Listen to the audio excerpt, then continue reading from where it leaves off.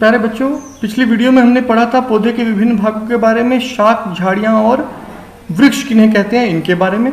आज हम इसी लेसन में आगे की बात को पढ़ते हैं और आज का हमारा विषय है पौधे के विभिन्न भागों के बारे में पढ़ना। तो यहाँ सबसे पहले हम बात करते हैं तना। आपने तना देखा होगा, पेड़ में, वृक्षों में आसानी से आपको तना दिखाई देता है। तना क्या है? पृथ्वी का भूमि से ऊपर वाला भाग तना कहलाता है। इसमें शाखाएं, पत्तियां, फूल, फल आदि उत्पन्न होते हैं। तो सब कुछ इसी से निकलता है, इसी से शाखाएं निकलती हैं, शाखाओं पर पत्तियां लगती हैं। तो तने को आप आसानी से देखकर पहचान सकते हैं। तने का कार्य क्या है? पौधे को सहारा देता है, पौधे को सीधा खड़ा रखने में मदद करता है, जड़ों द्वारा अवशोषित जल और खनिज को पत्तों तक पहुंचाता है, पत्तों द्वारा तैयार भोजन को पौधे के विभिन्न भागों तक पहुंचाता है। कुछ तने भोजन का संग्रह भी करते हैं। अधिकतर तने तो ये ऊपर वाले 3 कार्य ही करते हैं, लेकिन कुछ तने भोजन का संग्रह भी करते हैं। आइए कुछ ऐसे तनों के बारे में देख लेते हैं। आप ध्यान दीजिए, हम इन तनों की बात कर रहे हैं। कुछ ऐसे तनों के बारे में देख लेते हैं जो हमारे भोजन का संग्रह करते हैं। तो देखिए, तने का काम पहला काम जो पढ़ा, अब फिर से एक बार देखिए। तने का पहला काम हमने कहा कि ये जड़ों से जल अवशोषित कर खनिज को पत्तों तक पहुंचाते हैं। अगर हम ये देखना चाहते हैं कि कैसे होता है, तो देखिए इस क्रियाकलाप में देखिए, अलग अलग रंग के पौधों में, अलग अलग रंग के द्रव में जल में अलग अलग रंग डाल दिए गए हैं और उसमें फूलों को डंडी समेत, तने के समेत डुबो दिया गया है। अब देखिए, तो अगले दिन हमने देखा तो फूलों का रंग बदल गया है।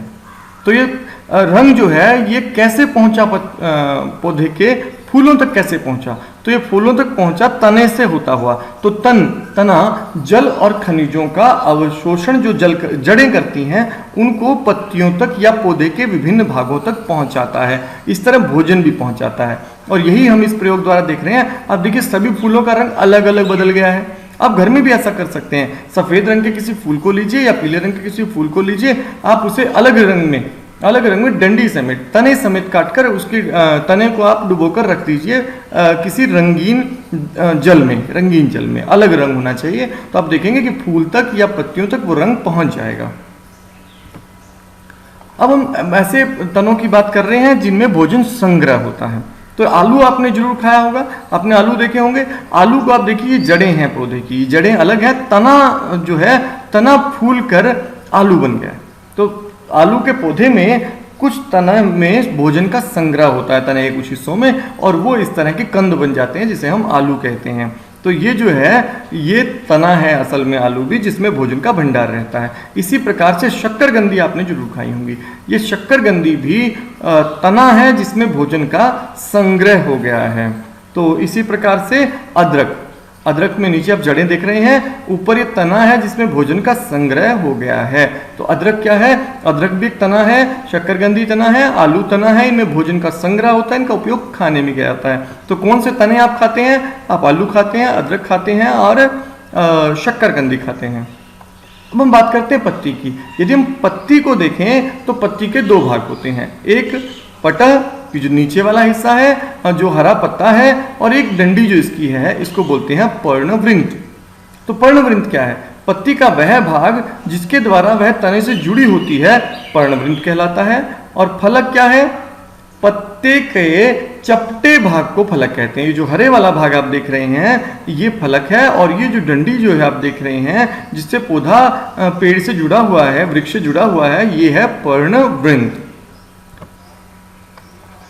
अब आप पत्ते को अगर पूरे को देखें तो आपको पत्ते के बीचों बीच एक मध्य रेखा दिखाई दे रही है और बहुत सारी उसमें से रेखाएं कुछ निकलती हुई दिख रही हैं। एक डिजाइन सा बन गया है। ये डिजाइन क्या है, जरा इसके बारे में आप समझते हैं। पत्ती की रेखित संरचनाओं को सीरा कहते हैं। जो पत्ती पे ये रेखाएं सी आपको दिखाई दे रही हैं, ये संरचनाएं सीरा कहलाती हैं।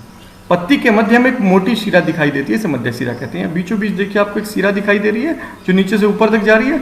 इस शिरा को, जो ये मोटी शिरा है, इसको आप बोल रहे हैं मध्य शिरा। तो इसको हम कहेंगे मध्य शिरा। तो मध्य शिरा क्या है? पत्ती के मध्य से एक मोटी शिरा दिखाई देती है, इसे मध्य शिरा कहते हैं। तो शिरा विन्यास क्या है? पत्तियों पर शिराओं द्वारा बनाए गए डिजाइन को शिरा विन्यास कहते हैं। आप पूरी पत्ती पर देखिए, एक डिजाइन सा आपको दिखाई दे रहा है शिराओं का बना हुआ। ये 2 तरह का दिखाई देता है, इसे हम आगे पढ़ेंगे। लेकिन ये जो शिरा का जो डिजाइन आपको दिखाई दे रहा है, इस डिजाइन को बोलते हैं शिरा विन्यास। तो शिरा विन्यास क्या है? पत्तियों पर शिराओं द्वारा बनाए गए डिजाइन को शिरा विन्यास कहते हैं। सिरा विन्यास दो प्रकार का होता है, एक जालिका सिरा विन्यास और दूसरा है समांतर सिरा विन्यास। जालिका सिरा विन्यास, यदि सिरा विन्यास का डिजाइन मध्य सिरा के दोनों ओर जाल जैसा है, देखो ये मध्य सिरा है और इसके दोनों तरफ ऐसा बन गया जैसे जाल बन गया है, तो जाल जैसा है, तो यह सिरा विन्यास जालिका सिरा विन्यास है। हम इसे पीपल के पत्ते में आसानी से देख सकते हैं। तो यदि सिरा विन्यास का डिजाइन मध्य सिरा के दोनों ओर जाल जैसा है तो यह सिरा विन्यास जालिका सिरा विन्यास कहलाएगा। दूसरा सिरा विन्यास है समांतर सिरा विन्यास। यदि सिरा विन्यास में के डिजाइन में सिराएं एक से दूसरे के समानांतर हो, देखिए बिल्कुल एक दूसरे के समानांतर चल रही है, समान दूरी पर चल रही हैं, तो ऐसे सिरा विन्यास को समांतर सिरा विन्यास कहते हैं। आप इसमें भी देखेंगे ध्यान से तो आपको समांतर सिराएं दिखाई देंगी। यहाँ इस पत्ती में भी आपको समांतर सिराएं दिखाई देंगी जो ऊपर से नीचे की ओर अलग से जा रही हैं, और यहाँ भी आप देखिएगा तो सिराएं समांतर जा रही हैं। तो कुछ असली पत्तों में मैंने आपको दिखाया कि सिराएं समांतर जा रही है। ये सभी विन्यास कैसा है? समांतर सिरा विन्यास है। तो यदि जालिका जैसा डिजाइन बन जाए तो उसे कहेंगे हम जालिका सिरा विन्यास। यदि सिरा विन्यास के डिजाइन में सिराएं एक दूसरे के समांतर हैं तो सिरा विन्यास को समांतर सिरा विन्यास कहते हैं। और पत्तियां कार्य क्या करती हैं? पत्तियों का मुख्य कार्य क्या होता है? पत्तियों का मुख्य कार्य प्रकाश संश्लेषण द्वारा भोजन का निर्माण करना पहला काम है, दूसरा वाष्पोत्सर्जन करना, और तीसरा रंध्रों के माध्यम से गैसों का आदान प्रदान करना। तो प्रकाश संश्लेषण की सबसे पहले हम बात करते हैं। आपने देखा होगा हरे पौधे सूर्य के प्रकाश को लेकर उससे प्रकाश भूमि से जल और वायु से ऑक्सीजन लेते हैं, कार्बन डाइऑक्साइड लेते हैं और फिर अपना भोजन बनाते हैं। तो जल, कार्बन डाइऑक्साइड और सूर्य के प्रकाश द्वारा हरे पौधे अपना भोजन स्वयं बनाते हैं। कहाँ बनता है? पत्तियों में बनता है। तो ये प्रक्रिया कहलाती है प्रकाश संश्लेषण। तो प्रकाश संश्लेषण क्या है? पत्तियां प्रकाश और हरे रंग के एक पदार्थ जिसे हम क्लोरोफिल कहते हैं की उपस्थिति में अपना भोजन बनाती हैं। इस प्रक्रिया में जल तथा कार्बन डाइऑक्साइड का उपयोग करती हैं। इस प्रक्रम को प्रकाश संश्लेषण कहते हैं। इस प्रक्रम में ऑक्सीजन निष्कासित होती है, ऑक्सीजन छोड़ी जाती है।